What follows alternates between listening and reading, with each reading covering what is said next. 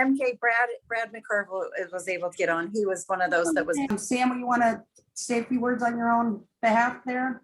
Oh, just thanks for having me. I don't know about Leader, but I do have a Facebook group of transaction coordinators that we started here in San Diego, and we've been able to go nationwide. And my focus, just as yours and Tommy's, is focusing on educating everybody in our industry and getting as many of the different areas and departments and I guess services connected so that we can all learn and do as much as possible in this great market that we're working with. Absolutely.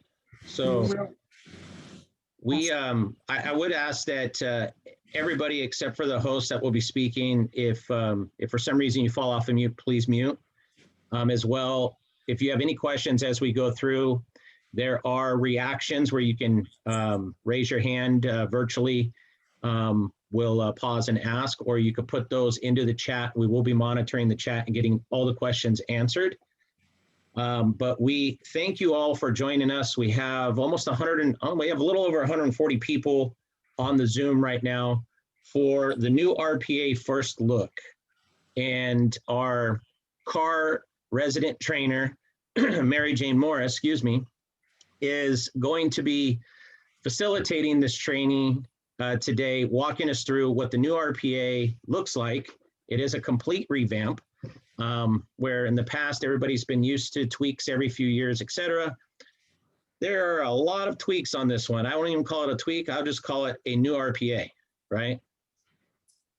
CAR said to think of it as a house that got built many years ago, and then as you added children, you added rooms. And so the house became not what it was intended from the very beginning. So this is a fresh start, top to bottom.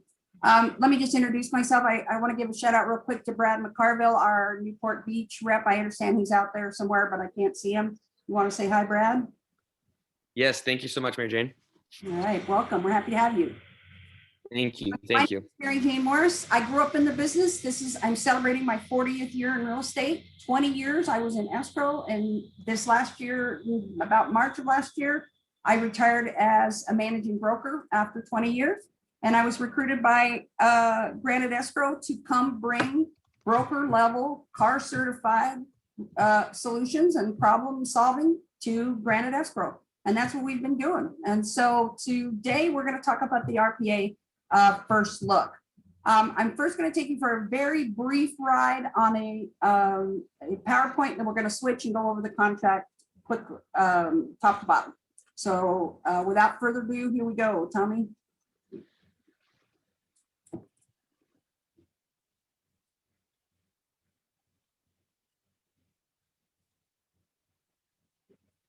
Are you seeing the PowerPoint, MJ? Yeah. Okay. It probably needs to be in presentation mode. Yeah, I'm trying to get there. Or at least the next slide. There we go. Awesome. So first of all, who is in the study group that created this mess for us this year, or this opportunity for us this year? There were 7 Southern California agents. There are 2 Central California agents. There are 8 Northern California agents. They all actively sell, and they average 3 to 4 transactions per month. They also had people on who average about managing up to 70 files per month. The average years in business of the people who helped make these decisions is 28 years. And the size of the firm is from 3 people to thousands. So that's who you have to thank. The next slide, please. So what's the same? Let's do that first. It's business as usual. The initial deposit, the loan application and verification, the setting of the close date, the fire investigation and loan contingency, with one exception. They have moved the loan contingency back to 17 days. It is no longer 21 days. So there's your first tip. Okay. Disclosures, closing and possessions, allocations of costs, and final verifications, all the dates and things that you know now from the current contract have been carried on to the new one. As I said just a moment ago, CAR asked us to say that they just felt like the house needed to be torn down and rebuilt. We did go to 16 pages, but the reason we went to 16 pages was to start to eliminate the fine print. And because we had built on so many times, the formatting had become troublesome and burden. Like our sellers and buyers signatures were not on the same page. So They reformatted, made the font bigger. And so, but we have gone to 16 pages, but there was not so much added as reformatted. So you can feel confident that you're not having to learn all of the rules top to bottom again. Next slide. For those of you who are aware, there are two types of contingency removal processes in the law. One is called active, and that's the one we're on, where you actually have to say whether you like or don't like something. And then the passive removal. Some of you may be more comfortable or aware of the passive removal in Zillow contracts and Rex contracts and those kind of places where commercial contracts where the contingency drops off whether you remove it or not, and it's presumed to be removed unless you said so. So the active contingency removal process is continuing. The notice of reform process remains exactly the same. The optional liquidated damages and arbitration clause remain the same, giving parties choices, and the mandatory mediation remains, avoiding potential cost and delay in disputes. Next. I think went wrong. One more. So what's new? It's the format. All contract negotiation points have been moved to the beginning of the contract in an easy to read, easy to understand grid format. This was formatted similar to the summary pages that we had been, that you may or may not have been familiar with in zip forms. Only liquidated damages, arbitration, and counteroffer terms remain in the body of the agreement. Every other thing is in the grid. You don't need to do the summary form anymore because every contract now is a summary form. Those first couple pages are going to summarize the entire transaction. In a moment, I'm going to show you that down the left side of the contract, each paragraph is related to the legal part of it. Somebody needs to mute, please. Hey guys, if you can mute your phones, that'd be awesome. So no fumbling around to find negotiation terms. They literally put where it is in the contract, so you don't have to do that search in front of your client when you want to go read something more specific, the rules more specific. Next one. Next slide, Tom. I thought I did it there. That's okay. There is now more space between the lines and paragraphs added for subparagraphs for easy reading. The clear designation of the items include separate addenda. So please note at the bottom that the mobile home contract and the probate RPA are going away. They will no longer be there. They will be part of an addenda that you will attach with those specific rules and legal issues. So there is no longer a mobile home or a probate RPA after the end of the year. By the way, this final draft will probably be out by the end of the month. It will run, the new contract will be added to zip forms around November 1, and it will run side by side for a period of time with the old version because the new version doesn't take effect till about, I keep telling everybody December 20th. Do I have that right, Sam? I think it's around December 20th. It's definitely in December. That was the So, last date I saw, yes. so if you write an offer right up to the day on the old offer, we're just going to play by those rules. The same, that contract will stand just as well as, now, some agents may ask you to rewrite on the new contract. I can't account for that, but because there's no real rule changes in it, there's no need to rewrite. If today you wrote on the old offer and tomorrow you write on the new. Next one. Sorry, Mary Jane, I was having a unmute thing. To piggyback on that real quick too, regarding if they're going to require it or not, double check with all of your E&O. That's going to be a major issue, what they will cover you on and not cover you on, especially with when it's official. Once we know, I know you and Tommy and I will be blasting it everywhere, which day we're going to need to do the switch over. Thank you. It's easy to identify that the subject has it. Part of that building the old house problem was they had squeezed things in like the counter offer box that you need to check when you send it back. So it's nice and clear whether you send a counter offer or a backup offer. The entity signatures, the RCSD forms are now built into the contract.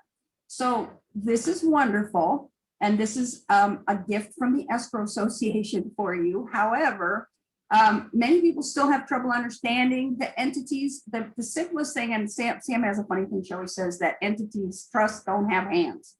It's one of the funny things she says. So Tommy, I think you're drawing on the screen, or somebody sees drawing on the screen.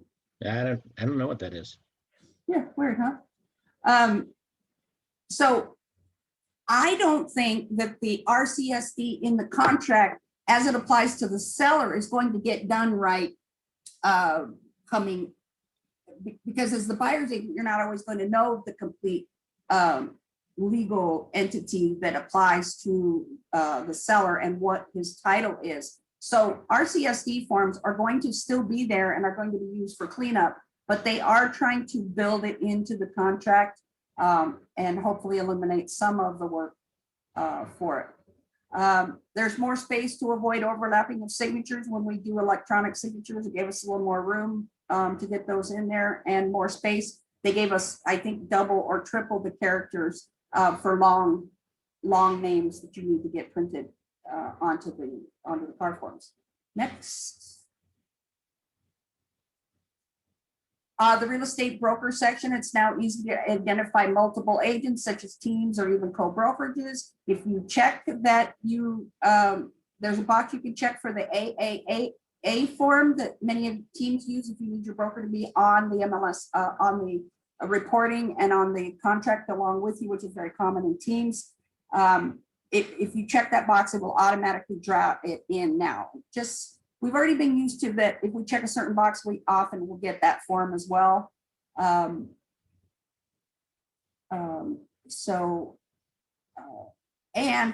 Easy to identify electronic communication such as email, address, and text. This is going to be very important when I talk to you about the delivery, the changes to the delivery rule here in a little bit. All right, next one. Here's my funny little joke. We need 100,000 over market and a pinky swear to have a transaction now. So I'm ready to switch to the contract itself, and this is where we're getting into the nitty gritty, guys. So get your pencils ready. Give me 1 sec.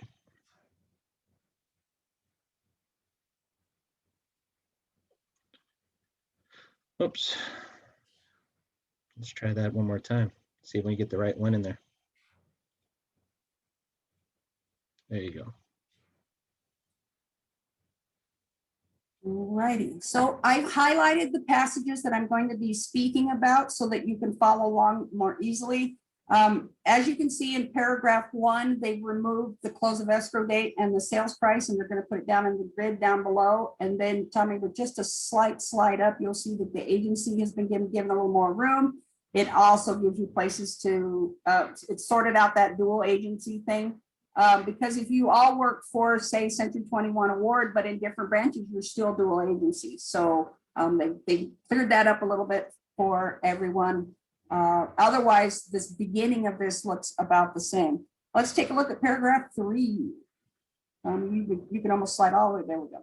So there's your new purchase price and a spot to say if it's all cash. On the far left, this is the column I was mentioning that would take you to where in the body of the contract, the rules that apply to those things go.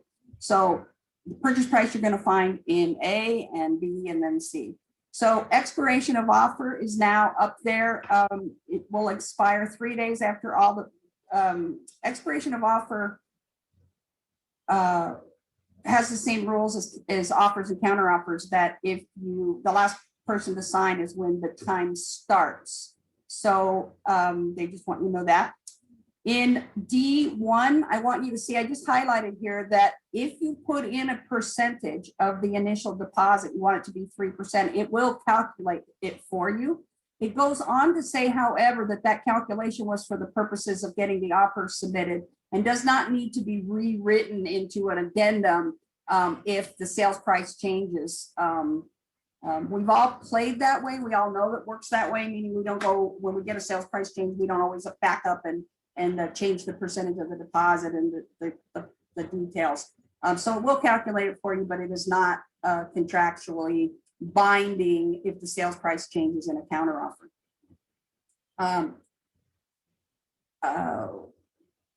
They also wanted you to know that the escrow company can now receive, it's been fixed now, so they can take a check or a wire. Although it defaults to a wire, it does say whatever method is agreeable to the escrow company.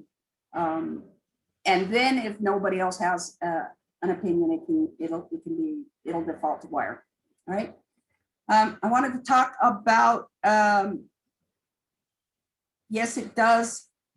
If you fill in the bits that calculate, yes, it will calculate them for you. I'm seeing some of the questions go by. Okay. Increased deposit. This is one of the little tricks that I teach when I teach RPAs in general. Never increase your own deposit on page 1 of the purchase agreement.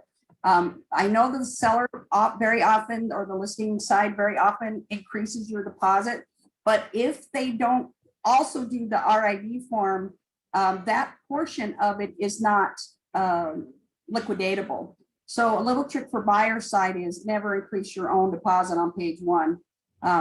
Very rarely do I see it done anymore, and almost always in bigger transactions where they're going to give 25 now and 25 in 3 days, something like that. But for general practice, for the average person doing a buyer residential 1 to 4, I recommend that you not increase your own deposit on page 1. But if you do, it is now clear here on the edge of the page there when they are going to do that. Upon removal of all contingencies, or on a certain date, or on some other trigger that you can type in there.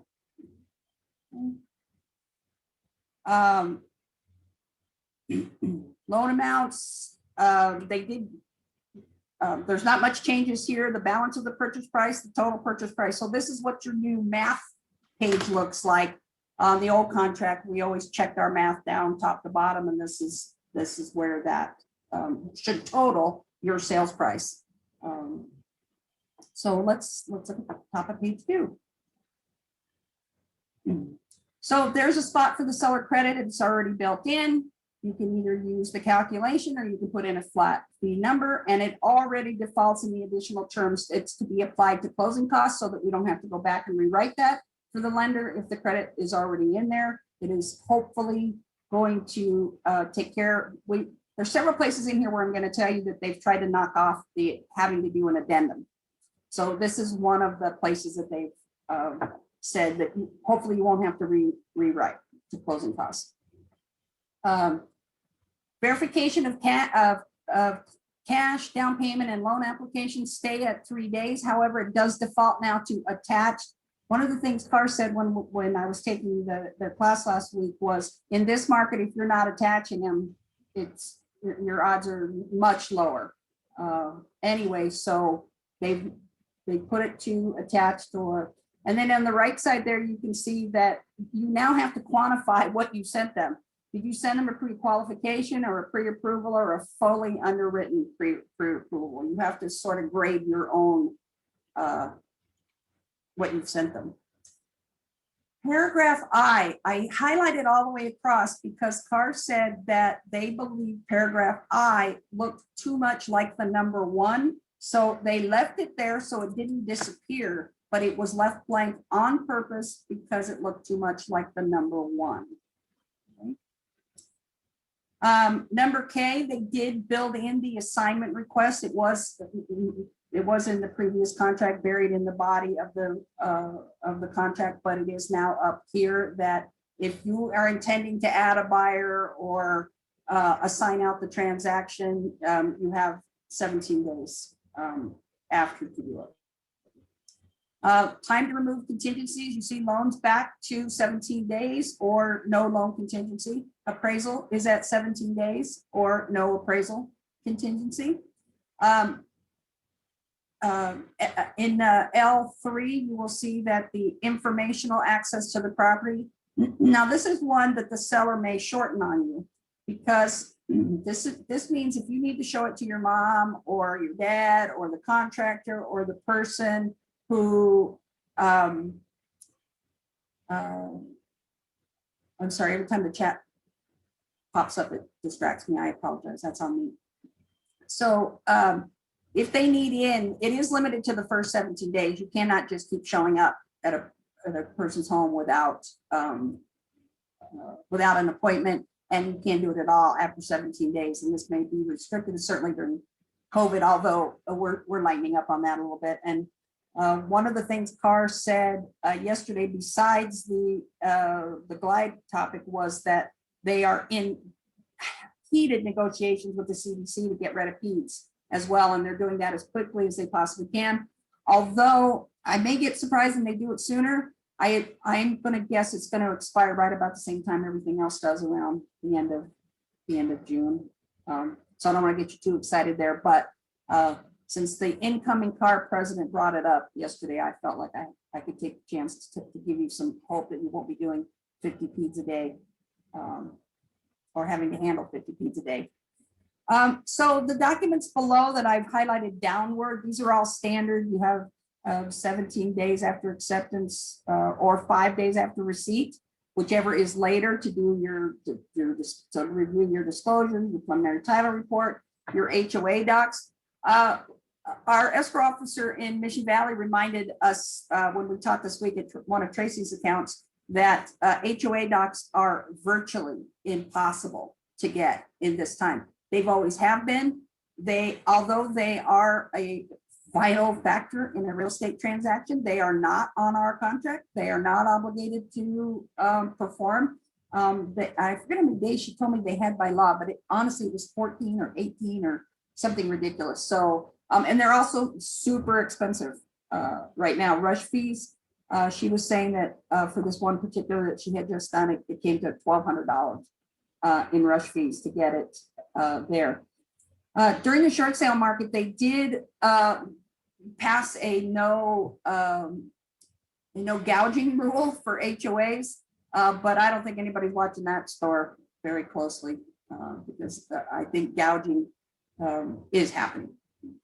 So L8 is where your COP is going to go from now on. If you need to be contingent, that's the box you're going to check. Once you check that box, it will bring in the COP form, and you can add your change your time frames or your delivery of EMD, and that's when you're going to start your transaction there. So this next item, M1, is one of the changes that we're getting. So Tommy and I and Sam and Tracy and all of us who do real estate, who work on the service side of real estate, we've known all along that there's a timestamp on a grant deed that says what time they bought the property. So standard recordings are 8 a.m. in the morning, roughly 10 in the morning, and about 2 in the afternoon, what we call AM specials or PM specials. Now, if a person's home is flooded or burns down, before we get confirmation, somebody's going to ask us what time did the deed record, because we need to know whose house flooded or whose house burnt down. It could literally come down to the wire on that. So CAR chose to bring the legal correctness back to that paragraph. You positively own that home and are capable of taking possession at the moment of recordation. In fact, Tommy, I wanted to point that out to you because you may be getting more requests for what time the transaction recorded, especially if there's been debate about how fast they can get in or if the people are in the driveway already. So, or you can check the box and have it get the default to the 6 o'clock that you already know. It does mention here a topo form that I'm going to talk to you about as we get into the tenant section, and I'll just hold that for now. But for now, possession has been legally tidied to the moment the grant deed was recorded, or 6 o'clock if you want to stick with what you already know. All right. Tenant occupied properties. We are getting a brand new form. We have not seen it. As you all know, the tenant in possession form that we've been using before is virtually useless. One of my favorite things about this business is if something doesn't work, we just don't use it. We can kill it off. You know, it'll sit there forever and we just won't use it.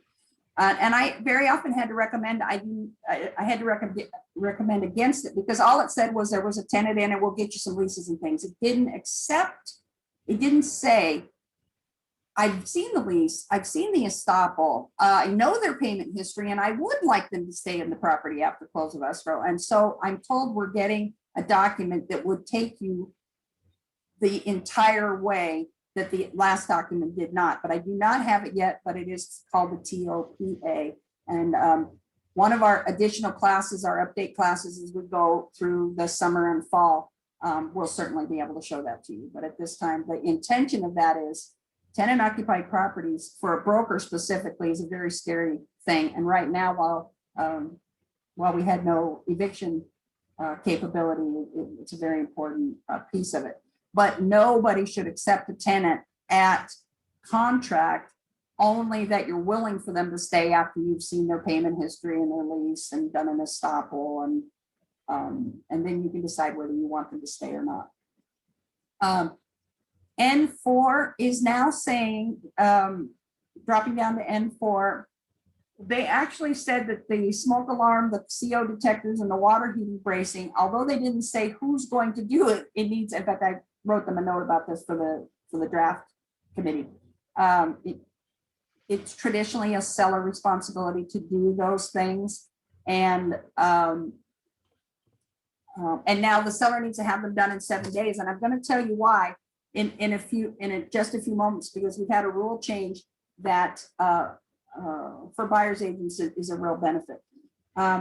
Moving on to paragraph O, again, left blank because it looked too much like a zero. So again, left blank, there is no paragraph O. Wow. Let's talk about P. So they've started adding some of the included and excluded items. One of the little tips I like to give to you guys as a broker is all of these forms are intended to level the playing field between the very experienced and the brand new agent. And if you, when I teach contracts to new agents, I tell them to think of it as a checklist. When you get to the part that says included and excluded, you need to not brush over these things that feel routine or that you're not sure of. This is where you need to sit to ask yourself, do you know what is included and what is excluded?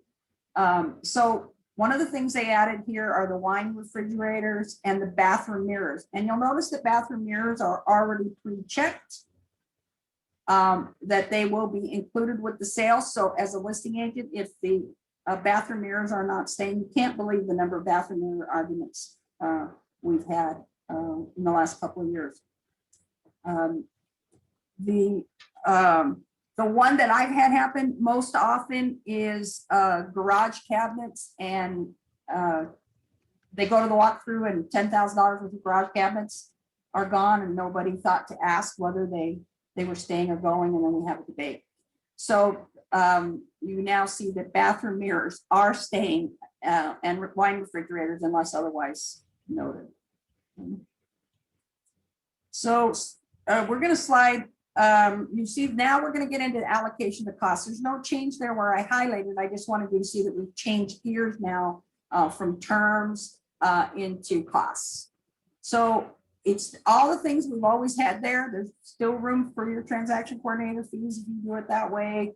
And so I'd like to slide all the way down to the bottom of that, Tommy, where the home warranty is. Here's another big change for you. It looks, you know, for many years, there's been a debate that if you didn't write on the purchase contract exactly what you wanted, when the listing agent ordered it, they did not owe you an obligation to get you pool or cover the AC if you didn't think to ask for it, and it saved a dollar for the seller, they were free to ignore you, okay? So it looks like we're switching now that in the contract it is going, so you're going to decide who's paying for it, or if it's waived and how much and who you'd like it to be from. But going forward in the contract, when we get down in there, buyer sides are going to be ordering now and choosing what they want. And when we get into that clause, you will see that it also covers if it runs over. So again, another opportunity to eliminate an addendum for $5 because we ran over on their on the HOA, I mean, on the home warranty cost. So the buyer side will now be in full charge of getting what they meant to get and providing it as long as it doesn't exceed. And as a listing side, if it shows up more than you agreed to, you no longer have to circle back and have that corrected or clarified. The buyer will be paying the difference for anything over the agreed to amount. All righty, top. This is where your addenda is going to go now. At the top, you'll see that they have a probate purchase agreement addendum, a manufactured home, a tenant occupied property addendum, a tenancy in common, and a stock. I personally have never in my entire career used any of the last three, so I mostly highlighted the first three. These are the ones that are going to be the most common. Manufactured home purchase contract are very near and dear to the people who do that, and that's probably going to be a big shift for them. They believe it needs to be on that contract. And just so you know, legally, an RPA is good for any type of transaction, So that's going to be a little bit of a shift for people who are used to writing the manufactured home purchase agreement. You're going to have similar information on that addendum. It's just that contract no longer exists, right? Then you'll see that they've pre-checked that stuff we've always had: the buyer's inspection advisory, the wire fraud, the fair housing, the California Consumer Privacy Act. And then I'm getting down into 5A1. This buyer shall deliver deposit directly to escrow. This is what I was talking about in your EMD. If a method other than wire transfer is specified in paragraph and such a method is unacceptable to escrow, escrow can do it by wire transfer. But now if you want to walk in a check, you can walk in a check. There was another problem that we experienced, that one of the last big updates was a bunch of escrow companies were refusing to accept the checks any longer because the contract defaulted to a wire transfer and they were trying to follow the contract. So we've now tidied that up a little bit.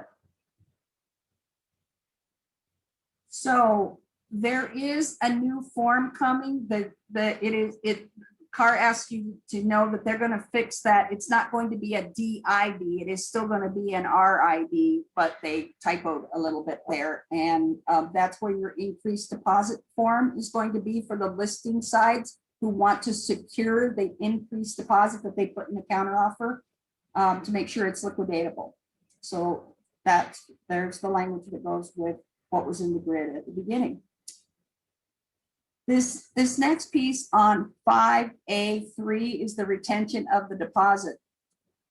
They are specifically asking agents to stop telling people whether they can or cannot get their deposit back. Now, and especially screaming at it at another agent on the line. Okay, so this is what they're trying to get to. When you tell somebody that they are entitled or not entitled to receive or not receive, keep or not keep the earnest money, you're actually practicing law. And you know that's the line where law and taxes is where we're supposed to stay out.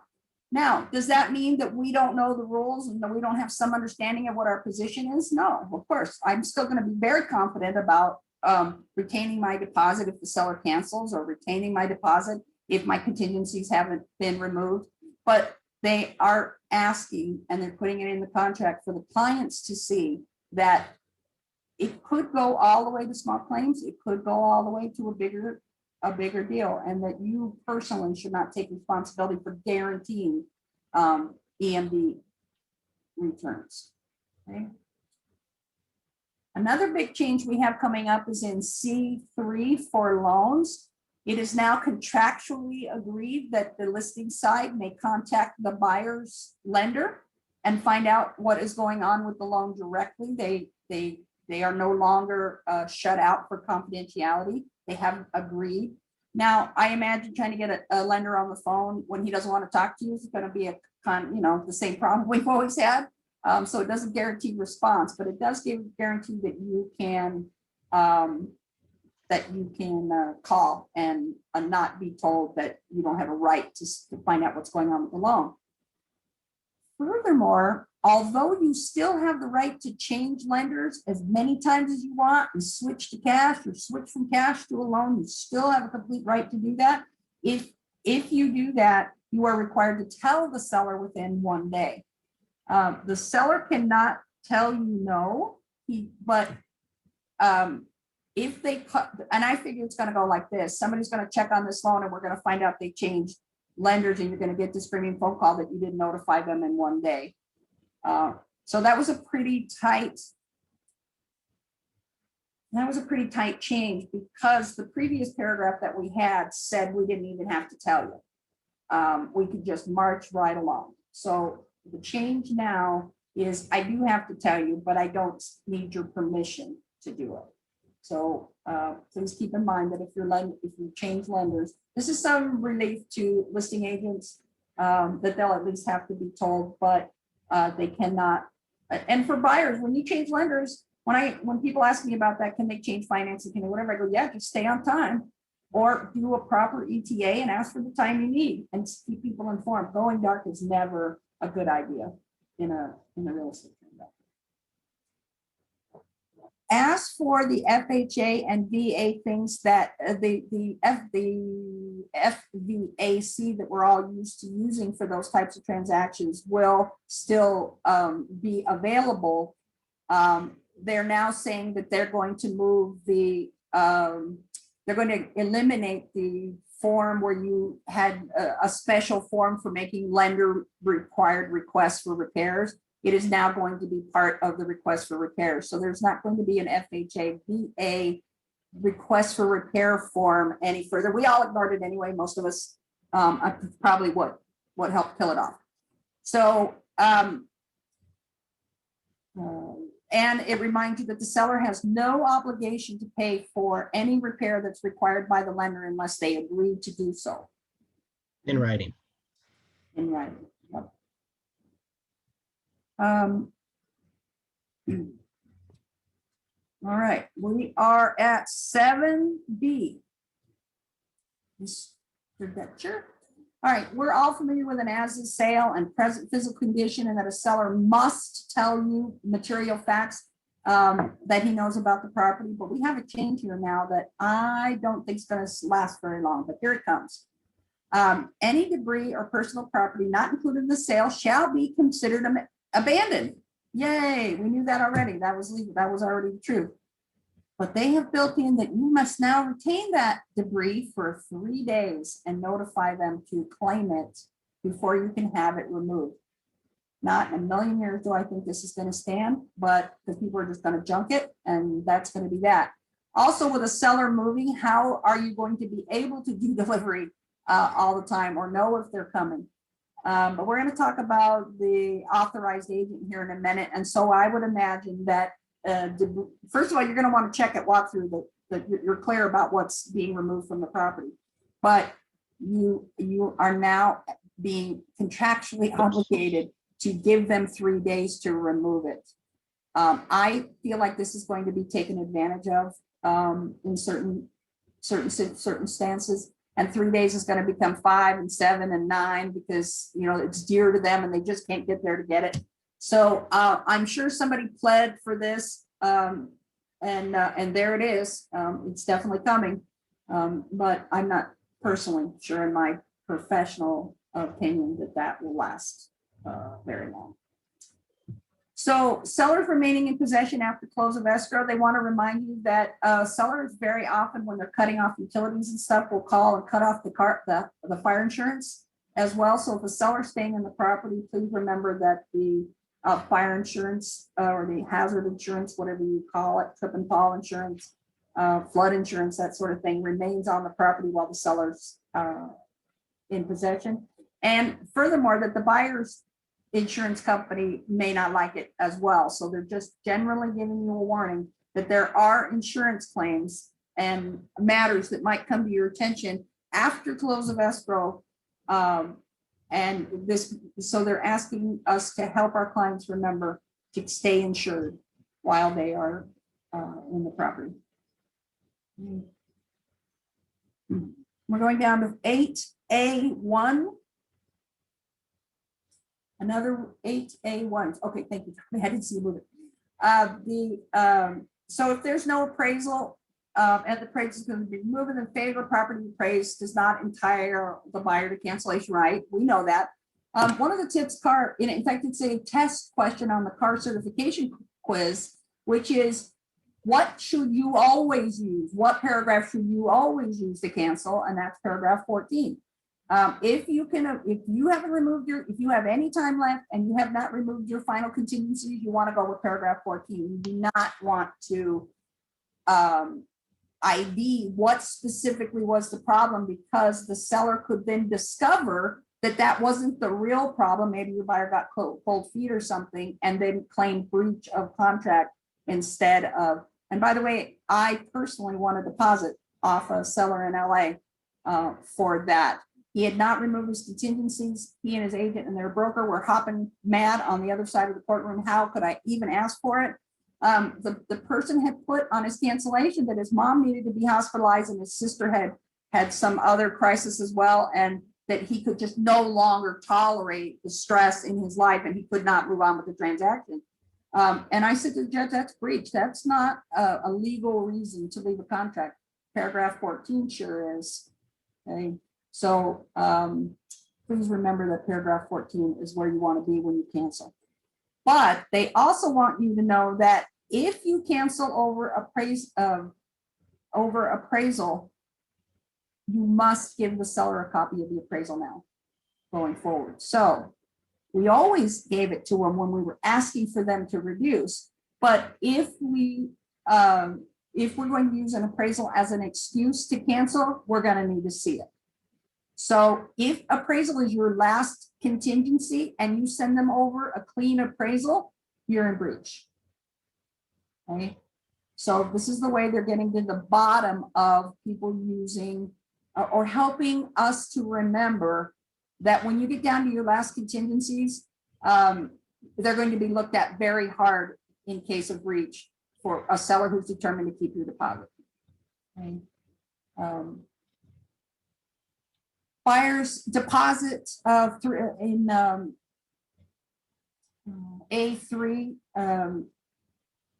all the numbers that you put on the purchase contract at page 1 that I said you could put in and have it calculate for you, it says those are not contingencies. So if they decide to, instead of putting 20% down, they find out there's great FHA at 3.5, then they're not contingencies of the transaction.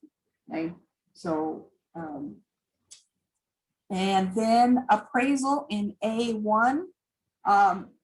Remind you, this is to back up the square footage addendum.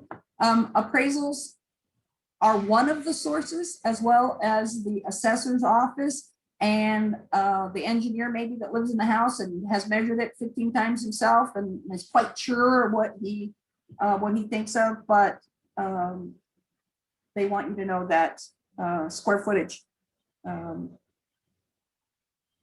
buyer needs to satisfy himself as to square footage. All right, and you have to give a copy of the appraisal.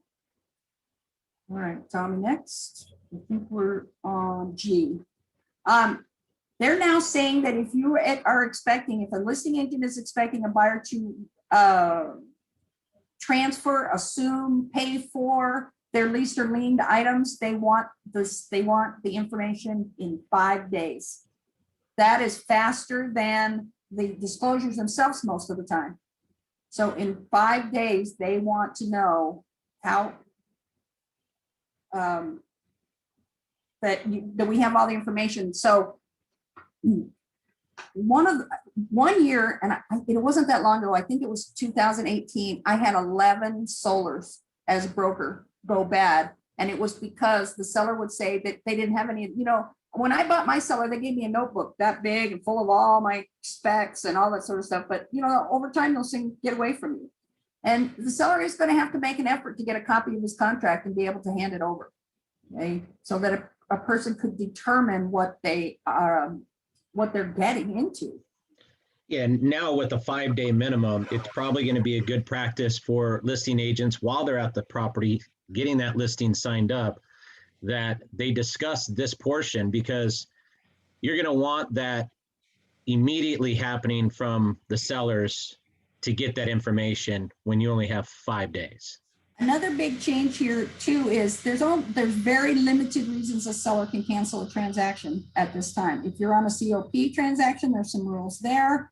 Otherwise, they don't have rights to cancel transactions. if the buyer is not effective in getting his paperwork in and getting all those things done, and he does not accept the responsibility for the transfer or the payoff, the seller now has a cancellation right. I'm interested to see how this one plays out and who uses it and how it gets used, because this does expand seller cancellation rights for non-compliance of the buyer not being able to perform. He gets in and he finds out his credit report isn't going to, pass with the solar company. He can get a loan, but it's not going to, now he's tipped his debt to income in some way. So it does give the seller an out that he did not previously have. So now we're down to 9A, note buyer and seller. As always, it says that anything we put in the MLS is to the best of our ability. However,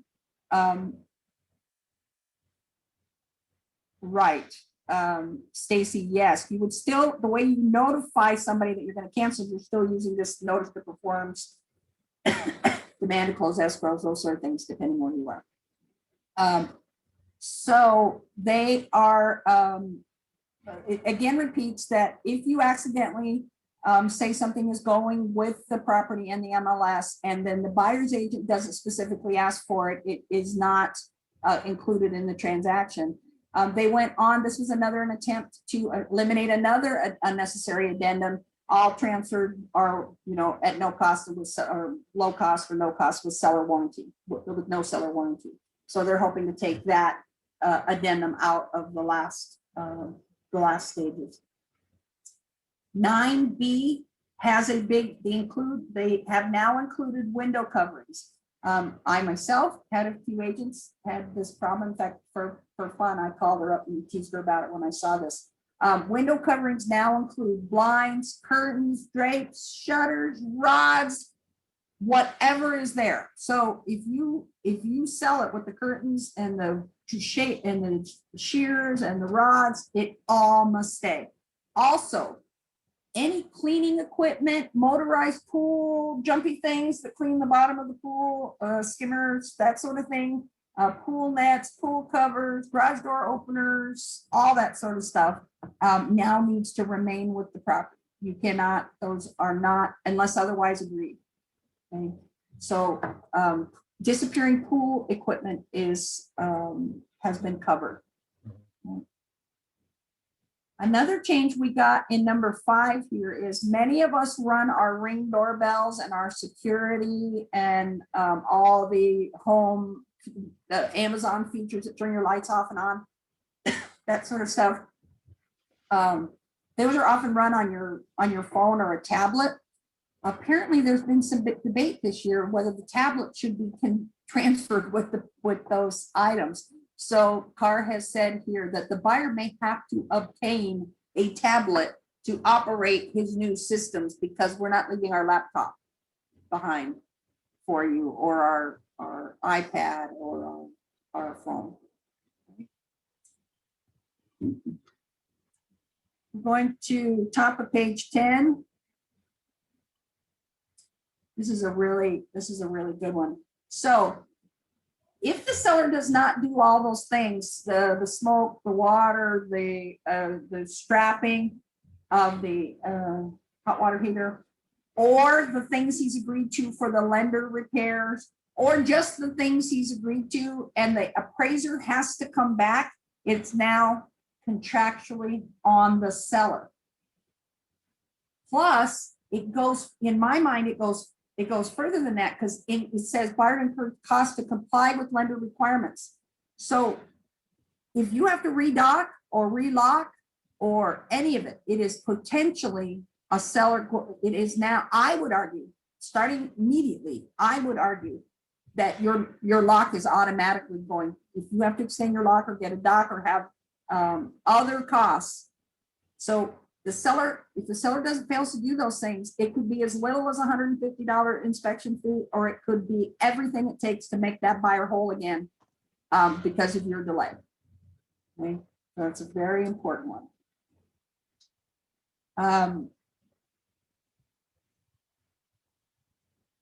If the buyer chooses, this is in 2A, if the buyer chooses to do his own repairs, meaning the seller turned them down or they need to be done for the lender because they are a buyer issue, they are now saying that these are your options. You can directly pay the vendor. You can provide escrow the invoice and deposit the funds to pay it and through escrow. And escrow shall pay the vendor completing the repair.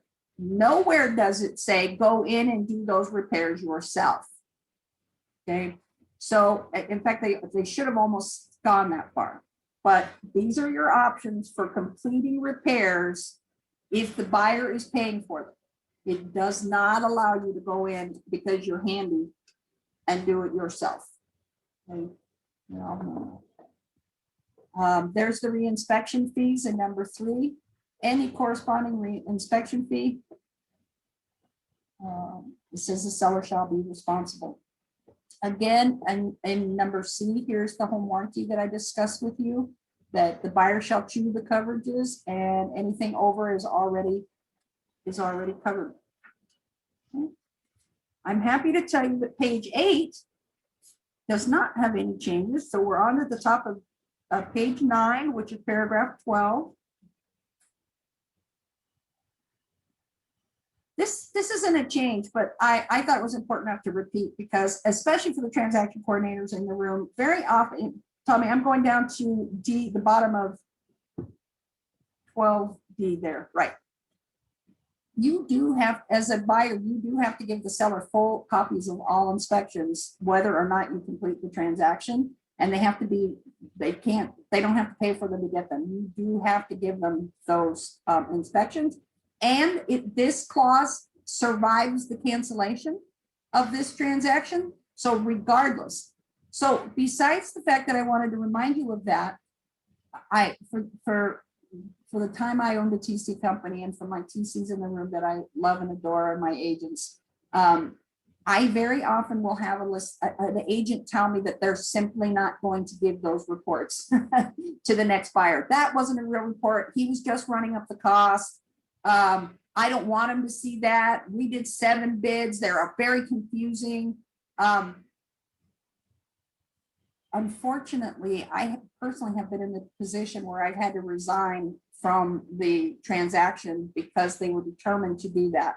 So I want to make sure you know that if you get a contractor in there and he gives you 8 inspections is what you've got now. And it's very important that you understand that you will never make it out of the courtroom alive if they find out you have written reports that you didn't hand over. Okay, so I'm just using this time to remind you how very important it is, and kind of keep spreading the word that when your TC or your broker is debating that with you, it's not something that we want to debate with you. It simply has to be done. There's just no doubt about it. Before we get too far off the last subject in regards to window coverings being left, things like that, Sam brought up a good point in the chat that said, if you're having the property staged and they will be adding window coverings of any type, this will need to be clarified in your contracts, what's included and what's not included. That came up in our meeting Wednesday as well, and the removal of the furniture and all of it as well. So yes, positively, if they have window coverings, and you note them in the MLS, you're still going to have to note them again in the RPA so that they don't have to, so that you don't have to buy them. A seller is required, they've always been required to give escrow the necessary information to, the payoff information, the mortgage information, the HOA information, the solar company information, the water stock information, those sort of things all need to get to escrow in 7 days because it does take longer to get demands and things these days with the refi craze going on. So please remember that it's very important. In fact, when we taught on Wednesday, the escrow officer, Lynn Yockey, from our Mission Valley office, made a point of saying that on the listing side, if you aren't ready to go at the speed that, and granted escrow pre-escrows for you as well. So if you want to open your escrow, when you start your listing, we can get started. We can get those HOAs. We'll take a signature. The cost didn't change. It's not anything new. And as long as they don't age out too badly, and which would be hard to imagine in this market, we could still order a limited amount of things once we were in escrow. But anything you can do to get a head start in this market right now. So please take advantage of our pre-escrow opportunities. We will get started. Yes, I see you, Sam. So can you unmute Sam? I should mute it. Sure. Sorry about that, girl. I don't know if you're trying to tell us something. I can see. Sorry, because it's a blanket across everybody. I'm mixed in there too. Just a reminder as well, everybody's going into escrow so fast right now, and you're shortening all your time frames. Just to piggyback on what Mary Jane's saying, you're also going to have shortened issues with disclosures, with these reports, with also your statement of identity. I have a file right now where unfortunately we were told one thing, they ran it, this individual cannot sell the property. There's also a child support lien from 2000. The individual has passed. There's all sorts of nightmares. You want to do as much front loading as you can possible on every aspect of your files right now. So same thing from a title perspective. Like as soon as you have a signed listing contract, I would open a pre-title, right? And you can also at that same time get the SI done from the title company. So we do that. Most title companies do. There are a handful out there that won't do pre-titles anymore because they don't want the cost if it doesn't transpire into a sale. But I do still do pre-titles, and we'll get that prelim out, within 48 hours. And that way we can know if any judgments or any liens or what have you are there, and we can get those rectified before we have a buyer ready to open escrow. Very important. Very important. Please do take us up on our pre-escrow. We can definitely get way ahead for you. The highlight that I have in paragraph E is not a change, but I thought it was important to discuss. On cash transactions over $300,000, we're going to need to know where the money came from. Okay, the title company has an endorsement, has an affidavit that they sign that swears it's not drug money, it's not been laundered. Tell me, just because I'm not as familiar with that form, do you have any personal experience with what that? Yeah, I mean, the money has to be seasoned.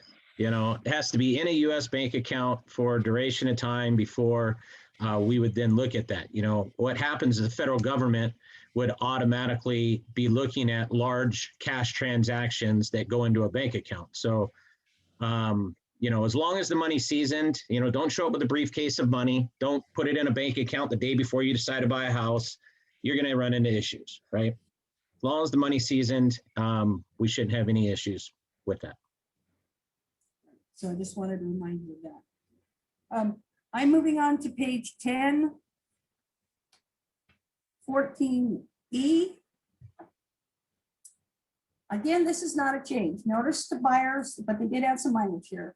So notice of performance have a minimum of 2 days that a person gets, plus the weekend, plus the holiday and weekend, just like we've been counting it all along. However, for those agents who get mad at you and shoot you over a notice of perform and they crossed out the number 2 and they put 1 or by tomorrow morning at 8 o'clock, that is a void document. And I don't know if you remember this from your real estate test, but void means like it didn't even happen. It literally did not happen, and it will need to be reserved. And I have to tell you that I, as a broker, have already used this to my advantage many times. I will get a notice of perform and we're kicking you out tomorrow morning, or we're going to kick you out in whatever the rule is. And then I wind up telling them, I don't rush over there and tell them that they got this mistake. I will tell them when it's advantageous to our side of the transaction to tell them. So if you strike the amount minimum of 2 days and you shorten it and anytime you have a void notice to perform, it will need to be reserved and the time will have to be waited out again. So watch those tempers when you're sending notice to performs, that you don't strike it and try to change it. One of the things I suggested to my agents too, and we joked, Sam and I joked about this before, is that very often the most important boxes in CAR have been the smallest boxes. So in the back of your purchase contract where it says how long you're, now I guess we won't be able to do that anymore, but I kicked my notice performs up to 5 days because it was very often the agent wouldn't catch it by that time. It was so often, but maybe with the new grid, that'll jump out at you, but you can't extend it beyond 2 days. You can't shorten it to be less than 2 days. Okay, we are on page 11 at the top. Same rule with the demand to close escrow. They get 3 days. If you strike it and shorten it or don't count it outright, it's void and it'll need to be reserved. Okay. On H, effective cancellation, we do have an opportunity to, there's only 2 ways to get a deposit out of escrow, even if everybody wants it out. Mutual agreement or active law. Those are the only 2 ways to get a deposit out of escrow. There is no such thing as a non-refundable deposit. No such thing, no matter which way you write it. It will have to go through the demand to close or the notice to perform, and it will have to be agreed to for escrow to release it. Again, here's the note again that the agents and escrow holder are not qualified to give you an opinion on whether you're entitled to it or deserve it or need it for your next transaction or any sort of sob story. There's just nothing that can be done as far as advising you. You will have to wait it out. So manage those expectations. One of my favorite things to tell clients is their deposit is going nowhere. It may take us a little while to go get it back, but it is going to sit there until we work it out. And so rest assured that so I've moved on to page 12C.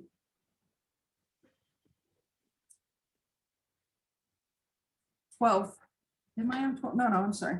Where am I? I'm on 19C. I apologize. Page 12. 19C?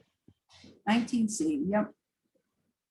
So I have a single line there. The escrow box piece that's in the back of a purchase contract is now not part of the validity of the contract.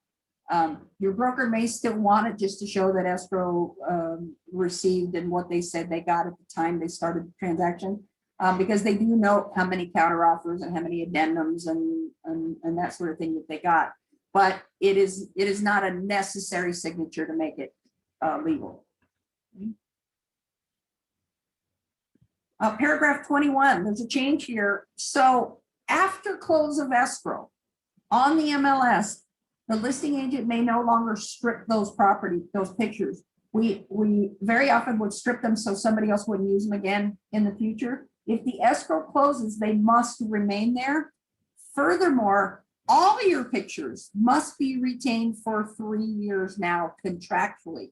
I'm not quite sure how brokers are going to get this one done because we can barely get text messages and all the emails and all the notes in the file as it is. But just for your record, pictures are now part of discovery and may prove or disprove something that saves you.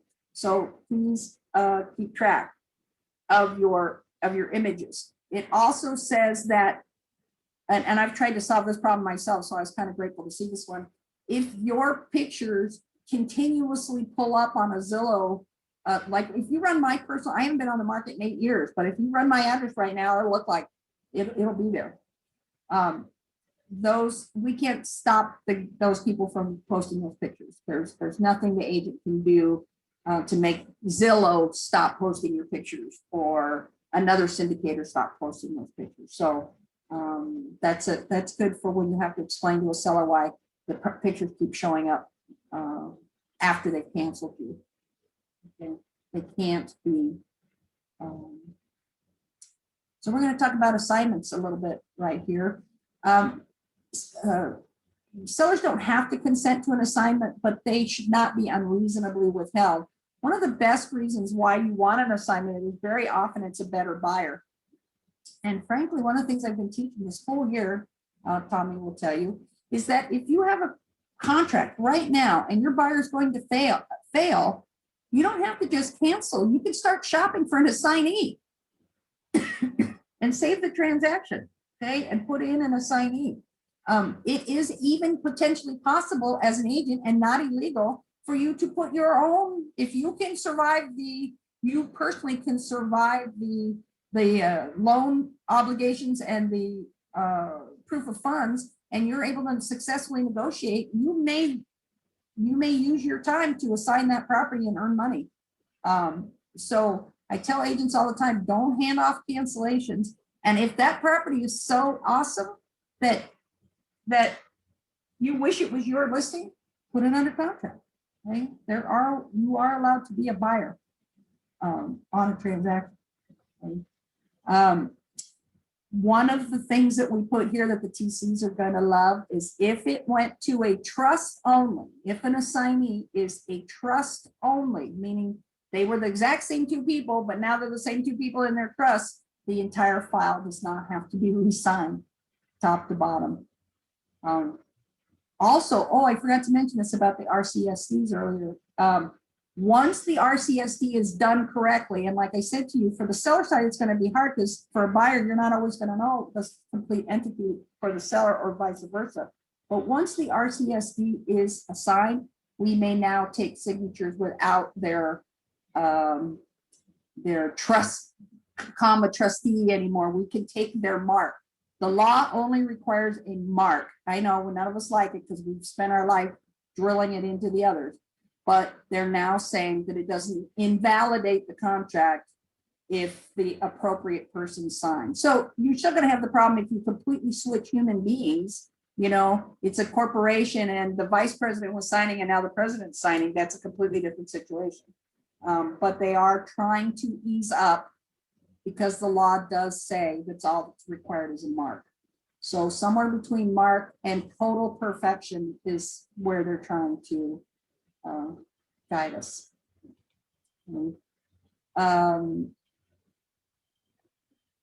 Authorized agent at the bottom. This is what I want to talk to you about. So on the final page of an existing contract that we have right now, we have a thing that says this will be returned to the seller and or his authorized agent, and there's a blank there, and we all forget to put our name in. Technically, that meant deliver it to the seller. It didn't mean deliver it to the agent. They now bring this in to say or his authorized agent. So whether or not your name is there, if you are in the transaction in the agency box or have been properly brought into the transaction and are the authorized agent, you are now legally authorized to receive and convey that information to. So that was a little tidying that they did for you. I'm going on to K on page 13. So next page. You're there. There it is. This is a big one. This is a big change for you here. So we know delivery means when they receive it, and we've all had that problem. Now, and we've had the listing agent call you back and tell you he's been in Cancun for 3 days and hasn't read his emails and is not in receipt of it and that sort of thing. So in the box, in the back of the contract where you put your contact information, that is going to be your delivery address. So if you in the MLS have your offers going to info@ABC Realtor, but you put your proper, or you fail to put your proper address where you want things to be received, and it gets dumped into your info it will be considered received. So if the buyer's agent can prove that they put it where they were supposed to put it, the date on the email will stand for delivery. Date and time will stand for delivery going forward. Okay? This is a big change. Right? Because we all know that we're not actually required to get acknowledgements that they don't make a transaction, which has been a problem. Okay, so now, for those teams who use InfoZat and ML offers only twos, that sort of thing, make sure when you counter or write into the box in the back that you've been used to seeing, the regular agent box, that's where you want to get your delivery. Okay? And it no longer matters whether you were there to read it. I think Sam's looking for me here.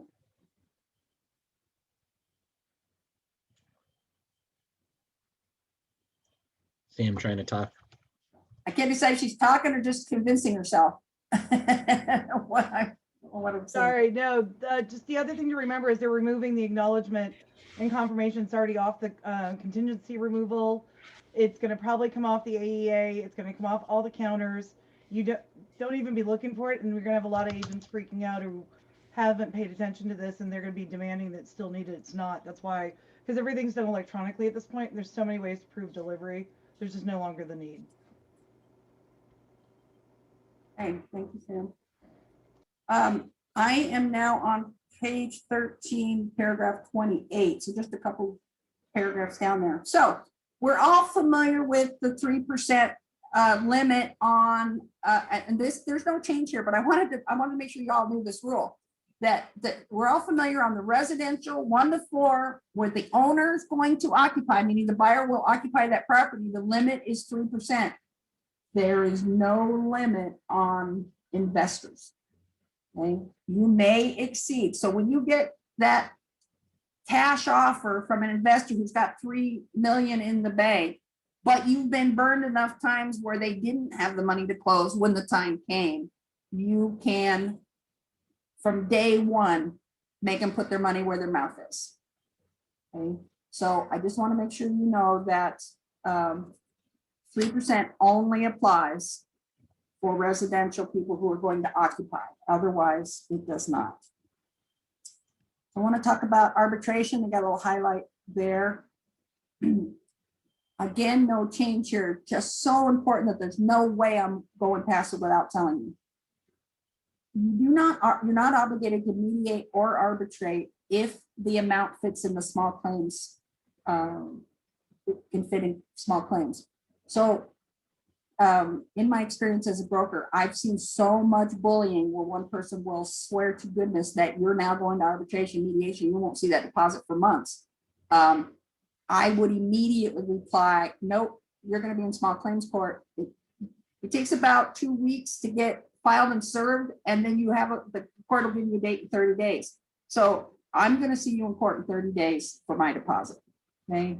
So please remember, it is $10,000 for individuals and $5,000 for corporations, but you do not have to mediate or arbitrate if the amount fits in small claims.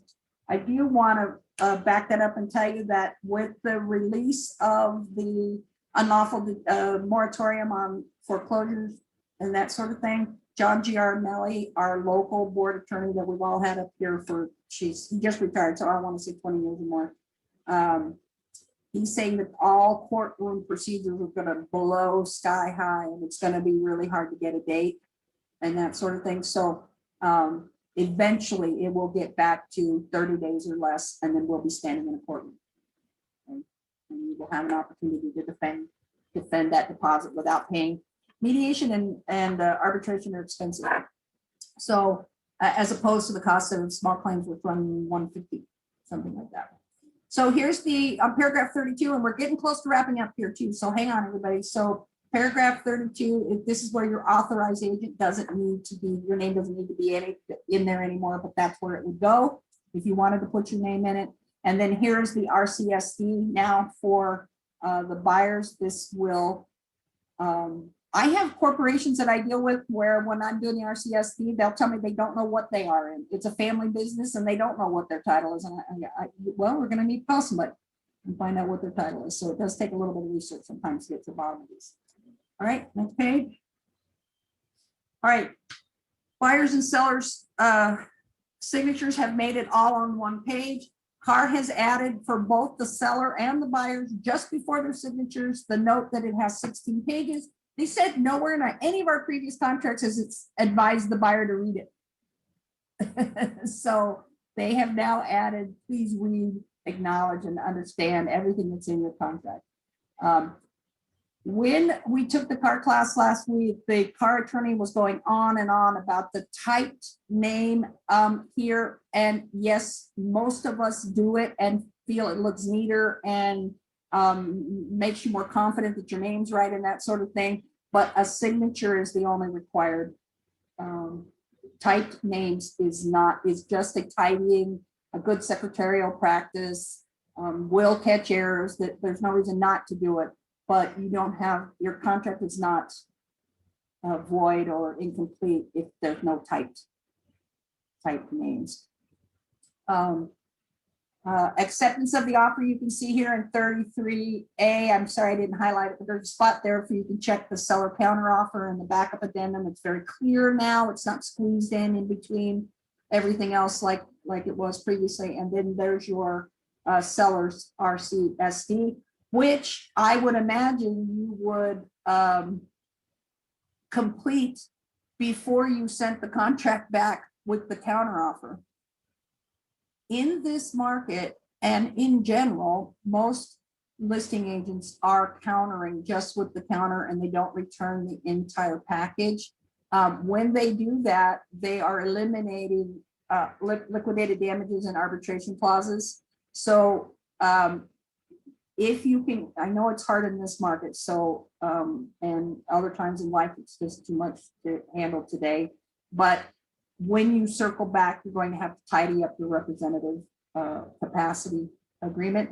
Oh, and one more thing on the liquidated damages. They did say that the preferred method, and I should have said this, the preferred method for countering when somebody has missed signing something is to ask them to circle back and sign it. Please provide page X with initials on paragraph so-so. We didn't have a clear method for whether we should mark above or date it, and we didn't have a clear method, but CAR did say this week that simply the counter for them to circle back and initial those things. Many of us had done it that way anyway.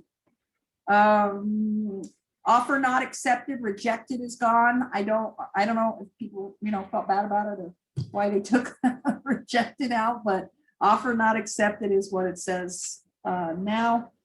And then this keeps the buyer and seller and all their information on one page, which brings us to our last page.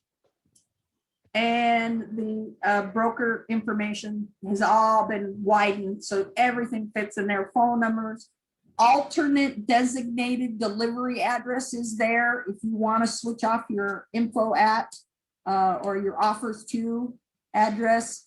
It does give you a place to check the box that you need an AAA form for those teams, which will draw it into your contract.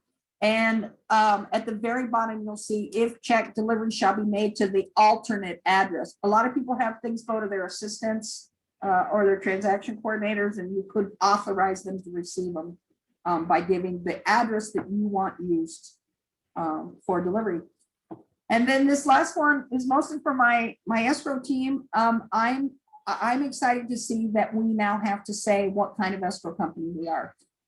Independent escrow companies pride themselves on being just that.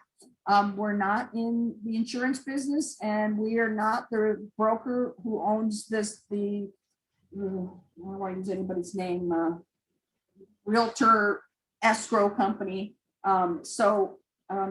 You now provide your license number and which license you have that indicates. And for those of us, certainly at Granite Escrow, we're very proud that we hold a license that is audited every single year, both by the Department of Financial Protection, but by the Department of Justice. And so we'd like to tell you that we'd like you to use an independent escrow when you can. So this concludes my long speech here today. It does walk you through the biggest of the changes. As you can see, it's not going to be as bad as we think. I think the biggest problem is toward the end of the year, getting your templates reset up and drawing in your new forms. We are getting, because all the paragraphs moved around and things, 70 forms are being revised. So none of your forms that you're using now in your templates are going to be, and certainly your mobile home contracts and that sort of thing will need to come out. Tommy or Sam, I have not been monitoring the chat. Is there anything I can answer for anyone? Or are there questions that I can take? Otherwise, I have kept you quite a bit. So how shall we end this for everyone? Tommy and I and Sam stay on after Zoom's end. We stay on, and so if you want to stay on and ask questions with us, we're here with you. Is there any questions? And Sam, just for everybody, so that you have a copy of this highlighted deck that we just went through, Sam just put that in the chat as well. So if you click on the chat, you'll see it. You'll be able to click on that file and download it. If for whatever reason you are on a mobile device and you can't figure it out, you can always reach out to Samantha, Tracy, Mary Jane, or myself, and we'll get that emailed over to you. As well, this recording will be placed online as well. That's also in the chat, which I will put it there again, so you can go back and revert to that. So we hope you guys got some value out of this. There's a lot of changes coming.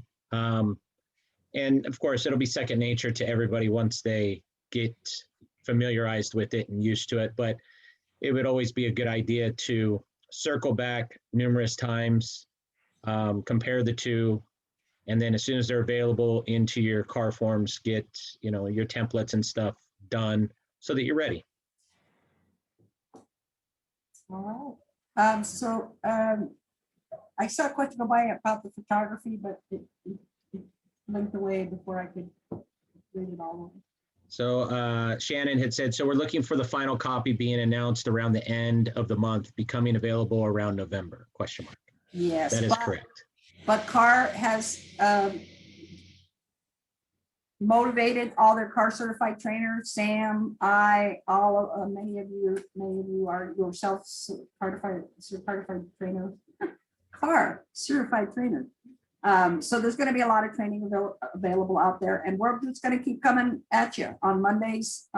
We did a special event because I wanted to get this on the street as fast as I possibly could for you, so that we could take away some of the worry, and really make it so you could use it and a source that you could call to run situations with, which is part of the reason Granite Escrow hired me. They wanted me to be able to give you broker level solutions that they're not licensed to give. I'm bonded, licensed, insured to give those answers. So if you need to know how to wiggle a transaction, I most likely have some solution for you, or I can make it very clear where you are as people. TC Val had a question on the photos. It said, is it that they have to stay online for 3 years or just in your possession for 3 years? Both. Once it closes, you cannot strip them from the MLS. And if you are served a discovery, you should be able to produce all of them, including the ones you did not post. So both is the answer. And mind you, in that, as you just said that, that does also include pictures that you didn't put on the MLS that you posted to social media, took from your cell phone while you were there at doing your final walkthrough, whatever that may be. Right. The little 2-minute no talking videos that we take for Zillow. Mm-hmm. Those kinds of from the front door through. All right, so we want to thank everybody for joining us. We had a large group. We had a little over 150 people on this Zoom. Reminder, we do a Zoom and Learn pretty much every Monday. There's only a handful of dates that we don't for whatever reason, but pretty much every Monday at 12:30 we have a Zoom and Learn scheduled, and it's the same Zoom link that you logged into today. This next Monday is it's the exact same link always. You never need a new link. And this next Monday is going to be acting against broker advice, how you get your client back or how to protect yourself when things start going wrong that you know perfectly well should not be being done. How to defend it, protect it, when you have to stop a deal cold, when you can let it go with a waiver, that sort of thing. So Monday at 12:30, we will be here teaching acting against broker advice. Yes, this video was recorded and it will go up online this afternoon. And I just put that link in the chat as well. Tommy, would you send Sam and I and our own link to you, because we Yep. have some people waiting for it. Yep. Um, All right, guys. Well, thank you so much for joining us. MJ, you want final thoughts? We're going to be here with you the whole way. We're going to help you when you need to write it. We're going to help you when you don't know which way to do it. We're going to update you when the new forms are available. We're going to help you set up those templates. We're going to be here the whole way. Okay. Thank you for being with us again. The presenters stay on until everyone leaves the Zoom room. So feel free to click off whenever you're ready, or stay on and ask some new questions.